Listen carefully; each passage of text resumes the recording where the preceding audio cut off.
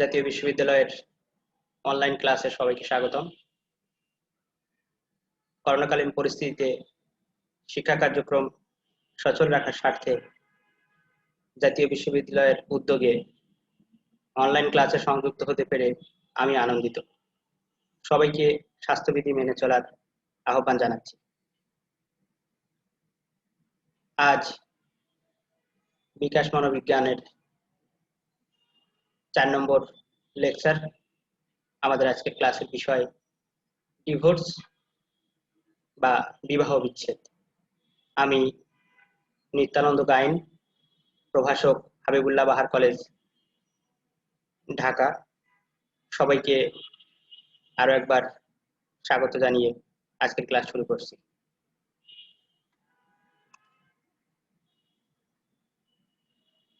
Divorce বা বিবাহ বিচ্ছেদ এটি আমাদের জীবনের অত্যন্ত গুরুত্বপূর্ণ একটি অধ্যায়। অনেক স্বপ্ন নিয়ে সুখের ঘর মানুষ বাঁধে বিয়ের মাধ্যমে, আর সেই সুখের ঘর যখন ভেঙে যায় সেই পরিস্থিতিকে আমরা বলছি বিবাহ বিচ্ছেদ।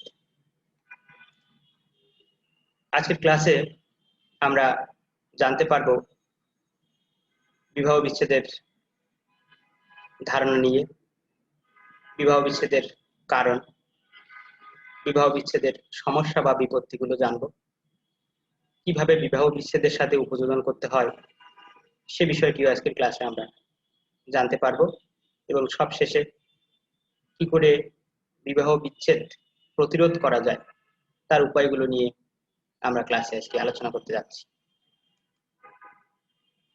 বিবাহ বিচ্ছেদ। বিবাহ বিচ্ছেদ হলো আনুষ্ঠানিকভাবে একটি বিয়ের পরিসমাপ্তি বা বিবাহিত জীবনের সম্পর্কের শেষ বা ইতি টানাকে আমরা বলছি বিবাহ বিচ্ছেদ। এই বিবাহ বিচ্ছেদের ফলে সামাজিকভাবে যে সম্পর্কটি তৈরি হয়েছিল সেটির আনুষ্ঠানিক নিষ্পত্তি হবে এবং সেটি একটি লিগ্যাল অথরিটি বা কোর্টের মাধ্যমে অনুমোদিত হতে হবে। 2002-এর আমরা 10টি টপ র্যাঙ্কিং ডিভোর্স কান্ট্রির চিত্র যদি দেখি, সেখানে দেখা যাচ্ছে ডিভোর্স রেট সবচেয়ে হাই মালদ্বীপ এবং সবচেয়ে কম চেক রিপাবলিক। বিবাহ বিচ্ছেদের কারণ অনেকগুলো কারণের সমন্বয়ে বা কারণের ফলাফল হিসেবে আসলে ডিভোর্সটা আসে। কোনো একক কারণের ডিভোর্স হয় না। তবুও কারণগুলোকে আমরা দুটি ভাগে ভাগ করে নিয়েছি। যে কারণগুলোর একটি আমরা বলছি মনস্তাত্ত্বিক কারণ, আরেকটি আর্থসামাজিক কারণ। চিত্রে আমরা দেখতে পাচ্ছি 2017 সালের একটি স্ট্যাটিস্টিক্স। এটি বাংলাদেশের স্ট্যাটিস্টিক্স, যেখানে ঢাকা উত্তর সিটি কর্পোরেশন এবং দক্ষিণ সিটি কর্পোরেশনের 2012 থেকে 2017 সালের ডিভোর্সের একটি চিত্র আমরা দেখতে পাচ্ছি, যেখানে দেখা যাচ্ছে 2012 সালের তুলনায় 2017 সালে ডিভোর্সের সংখ্যা ক্রমশ বৃদ্ধি পেয়েছে এবং গত 7 বছরে বাংলাদেশে ডিভোর্সের পরিমাণ বেড়েছে প্রায় 34%। এটি কিন্তু যথেষ্ট উদ্বিগ্নের একটি কারণ। আমরা দেখতে পাচ্ছি সবচেয়ে বেশি তালাক বরিশালে এবং সবচেয়ে কম চট্টগ্রাম ও সিলেটে। একটি বিষয় খুব লক্ষণীয় যে শিক্ষিত স্বামী স্ত্রীদের মধ্যে তালাক বেশি হচ্ছে। এখন তাহলে আমরা ডিভোর্সের মনস্তাত্ত্বিক কারণ এবং আর্থসামাজিক কারণগুলো বিস্তারিত জেনে নিই। ডিভোর্সের মনস্তাত্ত্বিক কারণগুলো, প্রথমত আর্লি ম্যারেজ বা বাল্য বিবাহ। অল্প বয়সে যদি বিবাহ হয় সেক্ষেত্রে ডিভোর্সের সম্ভাবনা অনেক বেশি থাকে। আমেরিকাতে 20 বছর বা তার কাছাকাছি সময়ে যাদের বিয়ে হয়ে গেছে দেখা যায় যে তাদের মধ্যে ডিভোর্সের পরিমাণ সবচেয়ে বেশি থাকে। ডিভোর্সের আরেকটি মনস্তাত্ত্বিক কারণ পারস্পরিক অবিশ্বাস ও দ্বন্দ্ব। অবিশ্বাস ও দ্বন্দ্ব বলতে যখন মানুষ বিয়ের মতো একটি সম্পর্কে যায় তার মূল ভিত্তি থাকে বিশ্বাস। এই বিশ্বাস যদি কোনো ক্রমে নষ্ট হয়ে যায় তখন থেকেই অবিশ্বাস এবং দ্বন্দ্বের শুরু। আর এই অবিশ্বাস এবং দ্বন্দ্ব শেষ পর্যন্ত ডিভোর্সে গিয়ে তার পরিসমাপ্তি ঘটে। বিবাহ বিচ্ছেদের আরেকটি মনস্তাত্ত্বিক কারণ শিশুদের লিঙ্গ। অনেক সময় দেখা যায় যে পরিবারে ছেলে সন্তান আশা করা হয়, তো সেক্ষেত্রে যদি ছেলে সন্তানের জন্ম না হয় তখন অজ্ঞতাবশত ডিভোর্সের একটি বিষয় আমাদের সমাজে আমরা প্রায় দেখে থাকি। যদিও সন্তান জন্মদানের ক্ষেত্রে মায়ের যতটুকু ভূমিকা এই লিঙ্গ নির্ধারণের ক্ষেত্রে পিতার ভূমিকা তার চেয়েও বেশি। তবুও অনেক সময় অজ্ঞতার কারণে এই মেয়ে শিশু জন্ম দেওয়ার জন্য অনেক সময় ডিভোর্স আমরা দেখে থাকি। ক্রিটিক্যাল সময় বা সংকটময় সময় বলা হচ্ছে যে বিয়ের প্রথম 7-8 বছর সময় হলো সংকটময় সময়। এই সময়টাতে উপযোজন যদি ভালো না হয় তাহলে কিন্তু বিয়ে ভেঙে যেতে পারে। বিবাহ বিচ্ছেদের আরেকটি অত্যন্ত গুরুত্বপূর্ণ কারণ গর্ভধারণে অক্ষমতা। অনেকদিন ধরে যদি সন্তান জন্ম না হয় সেক্ষেত্রে স্বামী বা স্ত্রী যে কাউকে ডিভোর্স দিতে পারে। কারণ সন্তান অত্যন্ত আকাঙ্ক্ষিত একটি বিষয়, বিবাহিত জীবনে এটি ওতপ্রোতভাবে জড়িত। তো যখনই দেখা যায় যে কারো বিশেষ কারণে সন্তান জন্মদানের সম্ভব হচ্ছে না সেক্ষেত্রে বিবাহ বিচ্ছেদ খুবই স্বাভাবিক একটি ঘটনা। পারিবারিক এবং সামাজিক সম্পর্ক। পারিবারিক এবং সামাজিক সম্পর্ক নিয়মিত যোগাযোগ রাখা, নিজেদের মধ্যে বোঝাপড়া ঠিক রাখা, এই বিষয়গুলোতে যখন ঘাটতি দেখা যায় তখন ডিভোর্সের মতো দুর্ঘটনা কিন্তু ঘটে যেতে পারে। বিবাহ বিচ্ছেদের আরেকটি কারণ চাহিদা পূরণের অক্ষমতা। দৈনন্দিন জীবনে মানুষের যে চাহিদা, মৌলিক চাহিদা যেগুলো, সেগুলো যদি মেটাতে কেউ ব্যর্থ হন সেক্ষেত্রে বিবাহ বিচ্ছেদ অনিবার্য হয়ে পড়ে।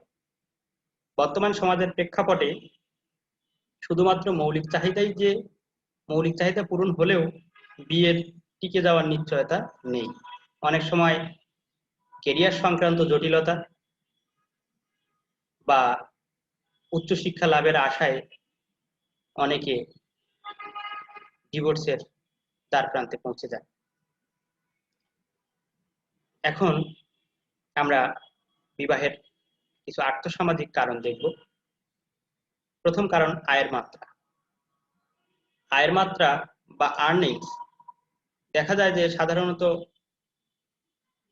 যাদের আয় রোজগার অনেক বেশি থাকে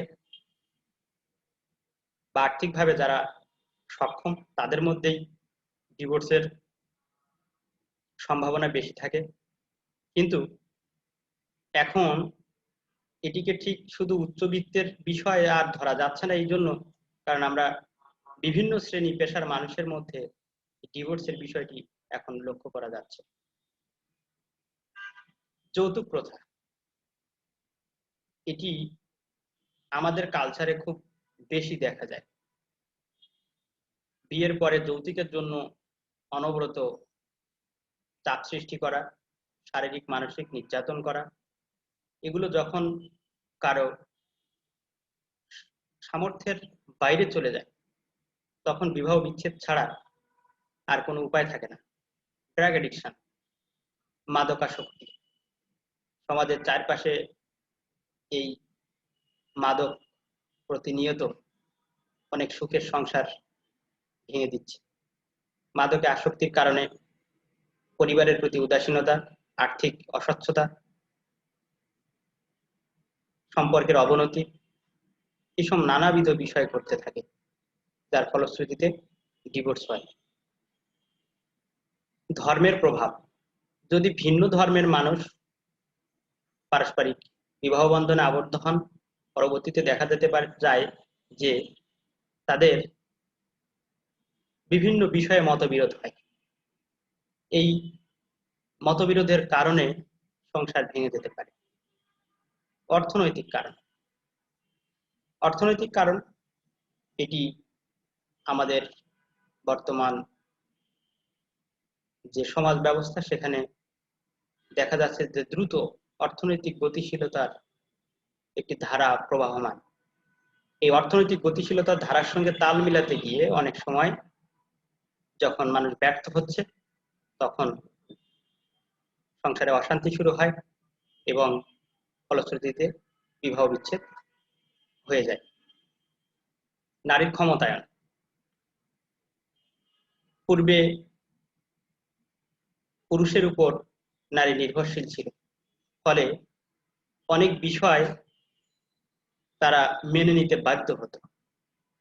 যখন থেকে নারীর ক্ষমতায়ন শুরু হয়েছে, নারী আর্থিকভাবে স্বাবলম্বিতা অর্জন করেছে, ঠিক তখন থেকে তাদের উপর আর অন্যায় কোনো দাবি তারা মানতে চাইবে না, এটি স্বাভাবিক। যখনই অর্থনৈতিক সচ্ছলতা আসবে, নারীর ক্ষমতায়ন হবে, তখন তারা সংসারে যেমন সংসার টিকিয়ে রাখতে যেমন অবদান রাখবে, তেমনি যদি সংসারে কেউ তাকে প্রেশারাইজ করে, চাপে রাখতে চায়, অসম্মান করে, সেক্ষেত্রে কিন্তু আত্মসম্মান বোধের কারণে নারীর সহজে ডিভোর্স চাইতেই পারে। সামাজিক মর্যাদার দ্বন্দ্ব, দুই পরিবারের মধ্যে সামাজিক মর্যাদা যখন একটি কনফ্লিক্ট লেভেলে চলে যায়, কে বড় কে ছোট, কাদের পরিবার কত খানদানি, কারা ছোট বংশীয়, এইসব বিষয়গুলো যখন নিয়ে স্বামী স্ত্রীর মধ্যে বাদানুবাদ, ঝগড়া বিবাদ, কথা কাটাকাটি হয়, তখন এটি বিবাহ বিচ্ছেদে রূপ নিতে পারে। পারিবারিক ইতিহাসে বিবাহ বিচ্ছেদ, যদি কারো পরিবারে বিবাহ বিচ্ছেদের ইতিহাস থাকে, গবেষণা বলছে সেই পরিবারে আরো বেশি বিবাহ বিচ্ছেদ ঘটার নতুন নতুন সম্ভাবনা থাকে। তাহলে আমরা জানতে পারলাম যে বিবাহ বিচ্ছেদের বেশ কিছু আর্থসামাজিক কারণ। এখন আমরা জেনে নেব বিবাহ বিচ্ছেদের কারণে কি কি সমস্যার মুখোমুখি হতে হয়। প্রথম সমস্যা, পরিবার ভেঙে যাওয়া। পরিবার ভেঙে যাওয়া এটি খুবই স্বাভাবিক, কারণ যেহেতু আইনগতভাবে ডিভোর্স হয়ে যাওয়ার পরে স্বামী স্ত্রী আর একত্রে থাকতে পারবে না, সুতরাং স্বপ্নের যে সংসার তৈরি করেছিল মানুষ অনেক যত্ন করে, সেই স্বপ্নের সংসারটি ভেঙে চুরমার হয়ে যায় এই বিবাহ বিচ্ছেদের কারণে। পরবর্তী যে সমস্যার মুখোমুখি হতে হয় সেটি সেক্সুয়াল প্রবলেম। সাধারণত ডিভোর্স হয়ে যাওয়ার পর পুরুষ মানুষ অতি দ্রুত বিয়ে করে ফেলে, ফলে তাদের যতটুকু সমস্যার সম্মুখীন হতে হয় তার চেয়ে বেশি সমস্যার সম্মুখীন হতে হয় একটি মেয়েকে। কারণ ডিভোর্সি একটি মেয়েকে আমাদের সমাজে এখনো অতটা ভালোভাবে নেওয়া হয় না এবং তাদের পুনর্বিবাহের সম্ভাবনা খুবই কম থাকে, অথবা বিয়ে হতে দেরি হয়, পুনর্বিবাহ হতে দেরি হয়। তো এরূপ পরিস্থিতিতে তার যে যৌন আচরণ সেটি বিঘ্নিত হয়, সেক্ষেত্রে নানান রকমের নিষিদ্ধ কার্যক্রমে জড়িয়ে যাওয়ার সম্ভাবনা প্রবল থাকে। সামাজিক অনাচার বৃদ্ধি। বিবাহ বিচ্ছেদের কারণে সামাজিক অনাচার বৃদ্ধি পায়, যেমন পরকীয়া একটি অত্যন্ত বিপজ্জনক পথ। এছাড়া প্রতিশোধ নেওয়ার একটি স্পৃহা থাকে। যে সমস্ত পরিবারে বিবাহ বিচ্ছেদ হয় সেই পরিবারের সন্তানদের মধ্যে একটি প্রতিশোধ নেওয়ার আকাঙ্ক্ষা তৈরি হয়ে যেতে পারে, এগ্রেসিভ বিহেভিয়ার তাদের মধ্যে দেখা যায়। তো এইসব কারণে সামাজিক অনাচার বৃদ্ধি পেতে পারে। অর্থনৈতিক সমস্যা বলি।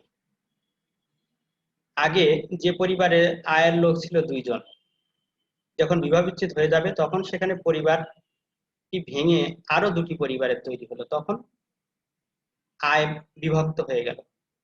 ফলে যদি কেউ কারো উপরে নির্ভরশীল হয়ে থাকে সেক্ষেত্রে কিন্তু অর্থনৈতিক সমস্যা অত্যন্ত প্রকট হয়ে দেখা দেয়।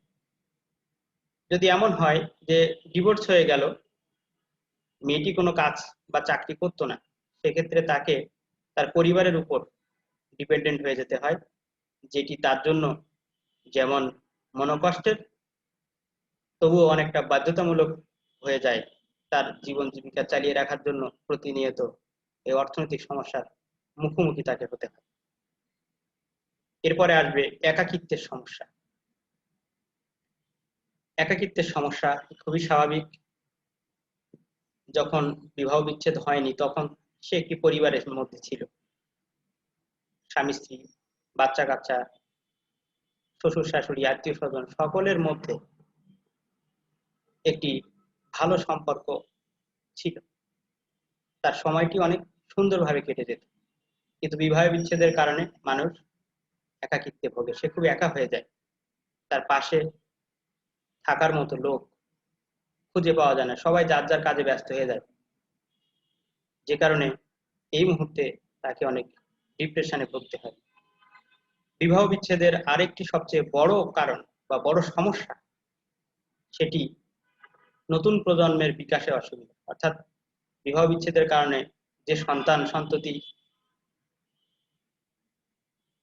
থাকবে তাদের ভবিষ্যৎ জীবন, তাদের বিকাশ মারাত্মকভাবে বিঘ্নিত হয়। কারণ একটি শিশুর বিকাশের জন্য পিতা মাতার স্নেহ মমতা, তাদের গাইডলাইন খুবই প্রয়োজন। কিন্তু ডিভোর্স হয়ে যাওয়ার কারণে একক পিতা বা একক মাতা কাছে সন্তানেরা বড় হতে থাকে, ফলে প্রতিনিয়ত তারা বাবা বা মায়ের অভাব অনুভব করে এবং এই যে একটি শূন্যতা নিয়ে তারা বড় হচ্ছে, ভবিষ্যতে এটি তাদের বিকাশে বাধা হয়ে দাঁড়ায়। আমরা এর পরবর্তীতে দেখব যে বিবাহিত জীবন যখন বিচ্ছেদ ঘটল তখন পুনর্বিবাহের একটি বিষয় ঘটে থাকে। পুনর্বিবাহ বিষয়ের এক্সপিরিয়েন্স সবার জন্য ভালো হয় না। এ সময়ে পুনর্বিবাহ অত্যন্ত খরচ সাপেক্ষ, কারণ প্রথম বিবাহে বেশ খরচ হয়ে যায়, সেটি আবার যদি বিয়ে করতে হয় তাহলে অর্থনৈতিকভাবে আরেকটি বিপর্যয়ের মুখোমুখি হতে হয়। শুধু খরচটাই মুখ্য নয়, নতুন করে আবার আরেকটি মানুষের সঙ্গে অভিযোজন করা, নিজেদের মতামত শেয়ারিং করা, এগুলো খুব কঠিন হয়ে দাঁড়ায়। আরেকটি যে সমস্যা আমরা বিবাহ বিচ্ছেদে দেখি সেটি ইমোশনাল প্রবলেম বা আবেগীয় সমস্যা। আবেগীয় সমস্যা এটি মানুষের বিবাহ বিচ্ছেদের কারণে খুব স্বাভাবিকভাবেই হয়ে যায়। মানুষ একত্রে বেশ কিছুদিন থাকলে একটি ইমোশনাল অ্যাটাচমেন্ট তৈরি হয়। এই অ্যাটাচমেন্টটা যখন হঠাৎ করে ভেঙে যায় তখন অন্যান্য আবেগিক বিষয়গুলো তার উপরে চাপ সৃষ্টি করে। Burden of parents. বিবাহ বিচ্ছেদের কারণে অনেক ক্ষেত্রে, বিশেষ করে নারীদের ক্ষেত্রে, তারা পিতা মাতার উপর বোঝা হয়ে যায়। কারণ যদি মেয়েটি স্বাবলম্বী না হয় সেক্ষেত্রে এই বৃদ্ধ পিতা মাতাকে মেয়েটির নতুন করে ভরণ পোষণ দেওয়া, তাকে আবার পুনরায় বিবাহের ব্যবস্থা করা, সব মিলিয়ে তাকে একটি কঠিন পরিস্থিতির মুখোমুখি দিয়ে যেতে হয়।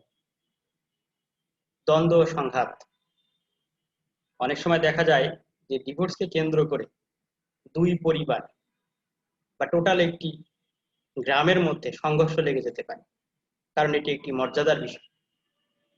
অনেক পরিবার আছে যেখানে ডিভোর্স এলাও না এবং ডিভোর্স সেখানে হয় না, তবুও যদি কোনো কারণে ডিভোর্স হয়ে যায় সেক্ষেত্রে দেখা যায় যে তাদের মধ্যে একটি দ্বন্দ্ব বা সংঘাতের পরিস্থিতি তৈরি হয়ে যেতে পারে। ব্যাড লাক অফ চিলড্রেন, ডিভোর্সের কারণে সবচেয়ে বেশি ক্ষতিগ্রস্ত হয় সন্তানেরা।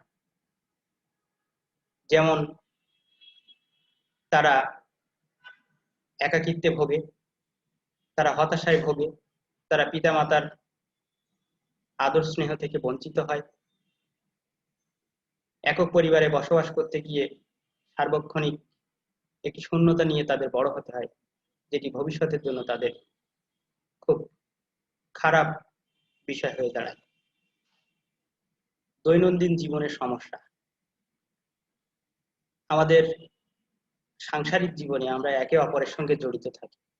ডিভোর্স হয়ে যাওয়ার পরে দেখা যায় যে স্বামীকে তার ঘর সংসারের যাবতীয় কাজ সামলাতে হয়, চাকরি করতে হয়, ফলে তার দৈনন্দিন জীবনের একটি ছন্দপতন অনিবার্য হয়ে দাঁড়ায়। পূর্বে যখন তার ডিভোর্স হয়নি তখন দেখা গেছে যে সংসারের হয়তো একটি মেজর পার্ট স্ত্রী সামলে নিত, কিন্তু যখন পরিস্থিতিটা খারাপের দিকে গেল, বিবাহ বিচ্ছেদ হয়ে গেল, তখন প্রত্যেকের দায় দায়িত্ব নিতে হয়, শেয়ারিংটা এক্ষেত্রে থাকে না। বিবাহ বিচ্ছেদের সবচেয়ে আরেকটি বড় করুণ পরিণতি, সেটি স্ত্রীর করুণ পরিণতি। আমরা আগেই বলেছি যে যদি স্ত্রী অর্থনৈতিকভাবে স্বাবলম্বী না হয় সেক্ষেত্রে তাদেরকে অর্থনৈতিক, সামাজিক নানান রকমের সমস্যার মুখোমুখি হতে হয়। ফলে প্রতিনিয়ত তাকে অত্যন্ত কঠিন সময় পার করতে হয়। সেই কারণে বিবাহ বিচ্ছেদ আসলে কারোরই কাম্য নয়। বিবাহ বিচ্ছেদের অভিযোজন, কিভাবে আমরা বিবাহ বিচ্ছেদে অভিযোজন করব? বিবাহ বিচ্ছেদের বিভিন্ন অভিযোজন প্রক্রিয়া নিয়ে বিভিন্ন রকমের গবেষণা হয়েছে। সেখানে 2002 সালের কেলির একটি গবেষণা আমি উপস্থাপন করব, যেখানে ওনারা সাজেস্ট করছেন, think of divorce as a chance to grow personally and to develop more positive relationships। অর্থাৎ ওনারা বলছেন যে ডিভোর্সকে নতুন করে নিজেকে গড়ার সুযোগ হিসেবে মনে করতে হবে, যাতে করে পরবর্তীতে ইতিবাচক সম্পর্কগুলো গ্রহণ করতে সুবিধা হয়। এক্ষেত্রে যেটি করতে হবে, বিভিন্ন সিদ্ধান্ত নিতে হবে অত্যন্ত সতর্কতার সাথে, যেহেতু একবার ডিভোর্স হয়ে গেছে, পরবর্তীতে যাতে আর এই ডিভোর্স না হয় সেজন্য যে কোনো ধরনের সিদ্ধান্ত নেওয়ার ক্ষেত্রে অত্যন্ত সতর্ক হতে হবে। বিশেষ করে কাজের ক্ষেত্রে, ভালোবাসার সম্পর্ক তৈরির ক্ষেত্রে, বা বাচ্চাদের ভবিষ্যৎ নিয়ে একটি লাইফ টাইম প্ল্যান করতে হয়, সিদ্ধান্তগুলি নিতে হবে অত্যন্ত সতর্কতার সাথে। Focus more on the future than the past, অর্থাৎ পুরনো কাসন্দি না ঘেঁটে নতুন করে ভবিষ্যতের স্বপ্ন দেখতে হবে। অতীতে কি হয়েছিল সেটি আগে পড়ে থাকলে জীবন থমকে যাবে। নতুন করে সংসার সাজাতে হবে, জীবনকে এগিয়ে নিয়ে যেতে হবে। Think about what is important for you going forward in your life. কি করলে আপনার জীবন আরো সামনে যাবে, সমৃদ্ধি আসবে, সেই বিষয়গুলো নিয়ে গুরুত্ব সহকারে বিচার বিবেচনা করতে হবে। আপনাকে কিছু চ্যালেঞ্জিং গোলস ঠিক করতে হবে এবং সেই সাথে পরিকল্পনা করতে হবে কিভাবে লক্ষ্যে পৌঁছানো যায়। Use your strength and resources to cope with difficulties. সমস্যার সাথে খাপ খাইয়ে নিতে গিয়ে আপনার নিজের শক্তি, সামর্থ্য এবং সম্পদের পূর্ণ ব্যবহার করুন। এভাবেই যদি ডিভোর্স হয়ে যায় তাহলে মানুষ ডিভোর্সের সাথে উপযোজন করে থাকে। এখন আমরা দেখব বিবাহ বিচ্ছেদ প্রতিরোধের উপায়। একটি বিষয় বলে নেওয়া ভালো, বিবাহ বিচ্ছেদের মতো এরকম একটি কষ্টকর পরিস্থিতি যাতে সৃষ্টি না হয় সেজন্য আগে থেকে আমাদের সজাগ হতে হবে। কারণ বিবাহ বিচ্ছেদের পুরো প্রক্রিয়াটি অত্যন্ত জটিল এবং সেটি আসলে কারো জন্যেই সুখকর কোনো অনুভূতি বয়ে আনে না। সুতরাং যেহেতু বর্তমান বিশ্বে ডিভোর্সের হার প্রতিনিয়ত বাড়ছে, একটি অ্যালার্মিং স্টেজে পৌঁছে গেছে এখন ডিভোর্স। একটি বিয়ে এতটা ধুমধামের সাথে হলো, বিয়ে শুধু দুজন মানুষের সাথে হয় না, দুটি পরিবারের সাথে হয়। সেই দুটি পরিবারের একটি আবেগিক বিষয় থাকে বিয়েকে ঘিরে। সেই জায়গাতে ডিভোর্স একটি বড় ধাক্কা। আমরা চাই না নতুন করে আর কারো ঘর ভাঙুক। যেখানে সম্পর্কের ফাটল আছে আমরা চাই সেই সম্পর্কের ফাটলগুলো রিপেয়ার হোক। আমরা আবার নতুন করে নিজেদের সঙ্গিনীর দিকে নজর দিই, চেষ্টা করি সম্পর্কটাকে টিকিয়ে রাখতে। তো দেখে নেওয়া যাক কি করে বিবাহ বিচ্ছেদ প্রতিরোধ করা যায়। নট টু অর্ডার, অর্থাৎ কেউ কাউকে হুকুম করা যাবে না। আপনি অফিস থেকে এসেছেন,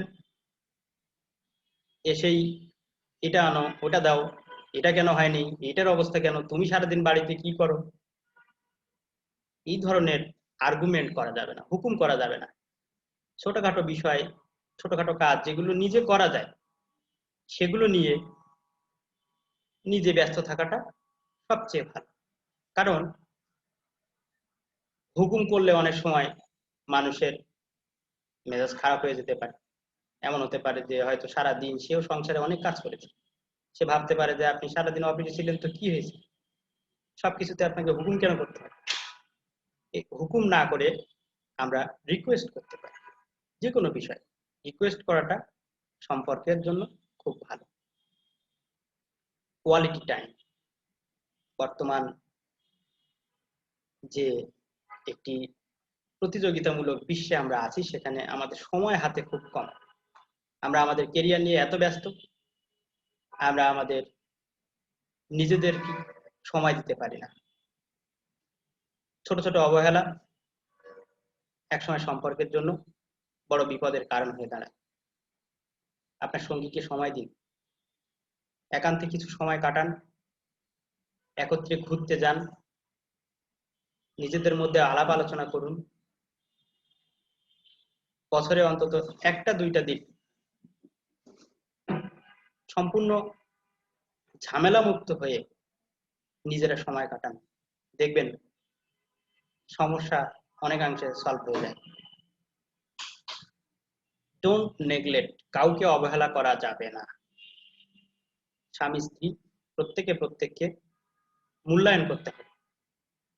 কাউকে যদি ছোট করা হয় কাজে কর্মে বা কথায়, তাহলে এই হীনমন্যতা বোধ থেকে কিন্তু সম্পর্কে অবনতি হয়, যে অবনতি পরবর্তীতে বিবাহ বিচ্ছেদের মতো একটি করুণ পরিণতি সম্মুখীন হয়ে যেতে।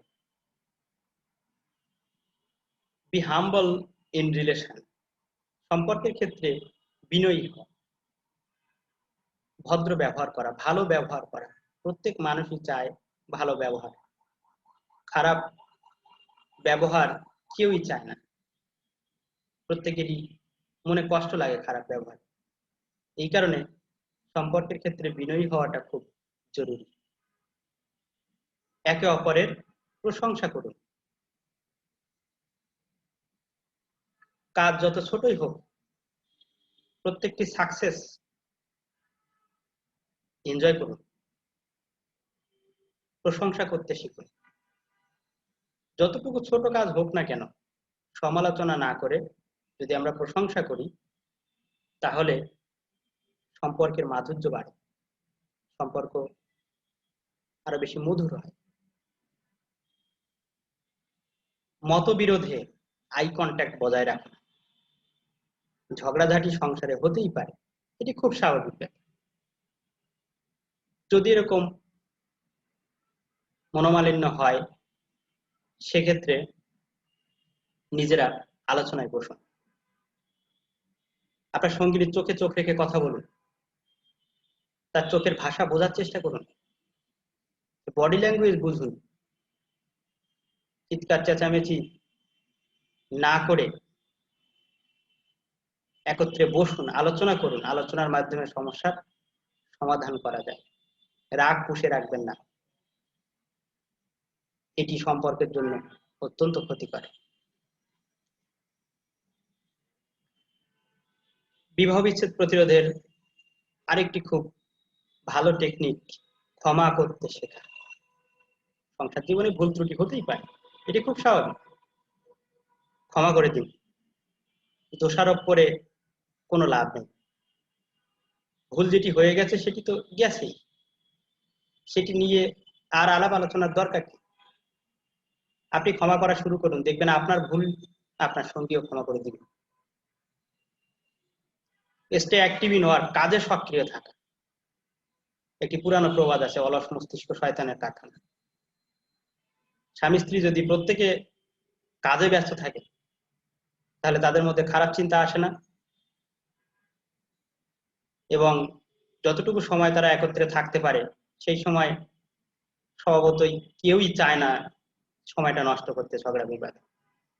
এই কারণে কাজের মধ্যে থাকা এটি খুব জরুরি। সম্পর্কের ক্ষেত্রে সৎ থাকা, পরিস্থিতি যাই হোক না কেন মিথ্যা বলবেন না। আপনার সঙ্গী বা সঙ্গিনীর সাথে সবকিছু সততার সাথে শেয়ার করুন, কারণ আমাদের সম্পর্ক টিকে থাকে সততার মধ্যে। আপনি যতই মিথ্যা বলেন, একদিন না একদিন সেটি ধরা পড়ে যাবে, আর যখন ধরা পড়ে যাবে তখন পারস্পরিক অবিশ্বাস তৈরি হবে, দ্বন্দ্ব সৃষ্টি হবে, যেটি সম্পর্কের জন্য অত্যন্ত বিপজ্জনক। তিক্ত অতীত নিয়ে আলোচনা না করা। অতীতে কার কি সমস্যা ছিল সেগুলো ভুলে যান, এগুলো কোনো আলোচ্য বিষয় হতে পারে না। অতীত আপনাকে কিছুই দিতে পারবে না। শুধু শুধু এই তিক্ত অতীত নিয়ে আলোচনা করে নিজেদের সম্পর্ককে বিষিয়ে তুলবেন না। বর্তমানকে নিয়ে ভাবুন, ভবিষ্যৎ নিয়ে পরিকল্পনা করুন, একত্রে বসুন, দেখবেন মনের কালো মেঘ কেটে যাচ্ছে। একে অপরকে বোঝার চেষ্টা করা, এটি খুব গুরুত্বপূর্ণ। সাংসারিক জীবনে প্রত্যেককে বুঝতে হবে। আমরা যদি শুধু সার্বক্ষণিক নিজেদের চাহিদা নিয়ে ভাবি, নিজেদের প্রয়োজনটাকে বড় করে দেখি, আরেকজনের প্রয়োজনটাকে খাটো করে দেখি, সেক্ষেত্রে সম্পর্কে কিন্তু একটি ভারসাম্যহীন পরিস্থিতি তৈরি হবে, এবং এই ভারসাম্যহীন পরিস্থিতি আসলে কারোরই কাম্য নয়। এই জন্য সবাই সবার সমস্যা, সুযোগ সুবিধা এগুলো বুঝে চলতে হবে। Stop third party entry in conflict. যদি নিজেদের মধ্যে কখনো কোনো সমস্যা আসে, সেক্ষেত্রে তৃতীয় পক্ষের প্রবেশ সম্পূর্ণভাবে নিষিদ্ধ করুন। তৃতীয় পক্ষের প্রবেশ কখনোই বিরোধ নিরসন করে না, উপরন্তু নতুন করে জটিলতা সৃষ্টি করে। সুতরাং এই জটিলতা যদি আমরা নিরসন করতে চাই, তাহলে নিজেদের সমস্যা নিজেদেরকে সলভ করতে হবে। স্বামী স্ত্রীর মধ্যকার সমস্যায় সমাধান করতে যেন শ্বশুর শাশুড়ি বা অন্য কোনো আত্মীয় স্বজন হস্তক্ষেপ না করে, এই বিষয়টি দুজনকে অত্যন্ত সতর্কতার সঙ্গে খেয়াল রাখতে হবে। একটি বিষয় মনে রাখবেন, সম্পর্কের ক্ষেত্রে তৃতীয় ব্যক্তি কখনোই সুখকর নয়। তো আমরা এতক্ষণ বিবাহ বিচ্ছেদ কিভাবে প্রতিরোধ করা যায় সেই বিষয়গুলো আলোচনা করলাম। এখন এই চ্যাপ্টারের কি কি গুরুত্বপূর্ণ প্রশ্ন পরীক্ষা আসতে পারে সেগুলো একটু আমরা দেখে নিই। একে আমরা নমুনা প্রশ্ন হিসেবে দিয়েছি 3টি বিভাগে। তোমরা অবশ্যই টেক্সট বুক ভালো করে পড়বে, সেখান থেকে আরো অনেক প্রশ্ন পাবে। তবুও আজকের লেকচার থেকে আমরা যা কিছু পড়লাম তার ভিতর থেকে কিছু প্রশ্ন যেগুলি পরীক্ষায় আসার মতো, আমরা সেই বিষয়গুলো একটু দেখি। ক বিভাগে আমরা যেমন একটি প্রশ্ন রেখেছি, বিবাহ বিচ্ছেদের 2টি কারণ। খ বিভাগে যে সংক্ষিপ্ত প্রশ্ন পড়ে সেখানে আমরা লিখেছি বিবাহ বিচ্ছেদ পরবর্তী সমস্যাগুলো সংক্ষেপে লিখো। গ বিভাগে যেটি 10 নম্বরের প্রশ্ন, সেখানে আমরা আজকের ক্লাসের প্রধান তিনটি বিষয় নিয়ে আলোচনা করেছি। বিবাহ বিচ্ছেদের বিপত্তি সমূহ আলোচনা করো, বিবাহ বিচ্ছেদের কারণ সমূহ আলোচনা করো এবং বিবাহ বিচ্ছেদ প্রতিরোধের উপায় সমূহ আলোচনা করো। এই ছিল আমাদের নমুনা প্রশ্ন। আজকের ক্লাস তৈরি করার ক্ষেত্রে আমি হারলক ডেভেলপমেন্টাল সাইকোলজি এবং আমিনুল স্যারের বিকাশ মনোবিজ্ঞান এই 2টি বই ব্যবহার করেছি। পাশাপাশি আবুল বাশার তালুকদারের বিকাশ মনোবিজ্ঞান প্রত্যয় পাবলিকেশনসের আরো একটি বই, এটি অত্যন্ত সহায়ক। এই বইগুলি আশা করি তোমাদের উপকারে লাগবে। এবং সবশেষে আমরা যে বিষয়টি বলতে চাই সেটি সে নো টু ডিভোর্স, অর্থাৎ আমরা কোনো বিবাহ বিচ্ছেদ চাই না, অর্থাৎ বিবাহ বিচ্ছেদকে আসুন না বলি। প্রতিটি সম্পর্কই মধুর হোক, প্রতিটি সম্পর্ক নতুন আনন্দে উদ্ভাসিত হোক, এই শুভকামনায় আজকের ক্লাস থেকে বিদায় নিচ্ছি। আশা করি ক্লাস তোমাদের ভালো লেগেছে এবং এই ক্লাস যদি তোমাদের আরেকটু উপকারে আসে তাহলে আমাদের এই পরিশ্রম সার্থক বলে মনে করব। সবাইকে ধন্যবাদ।